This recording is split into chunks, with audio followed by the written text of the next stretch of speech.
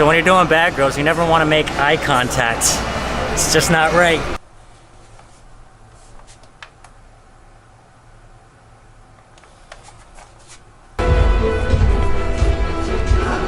Alright, so a pro tip for meal prep and chicken: if you don't want to sit there and cook it all day, get yourself a crock pot with adjustable temperature, 5 pounds of chicken from Walmart, which is only about 10 bucks, and a marinade of your choice.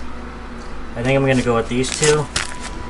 Let the chicken cook for about 8 hours, and then we will come back to it later. And that's what you get. 5 pounds shredded chicken, cooked on low for 8 hours. Look at that.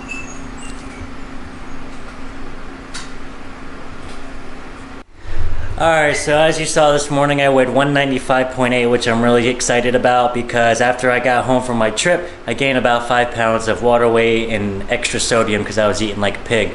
But it was so tasty. Today's workout is overhead press based, which is shoulders, and I love the overhead press because it targets all 3 heads. Anterior, which is the front, posterior, which is the back, and then of course the medial, which is the side. So all 3 heads in one compound movement. My overhead press really does suck. My 1 rep max realistically is probably about 160, but I put it in my calculator as 135 so I can really focus on form. The reason I want to do overhead press is so that it will translate into hopefully a bigger bench press, because as we all know, my bench press also sucks. But I feel like that might be because my genetics. Look how skinny my wrist is. Look at that thing.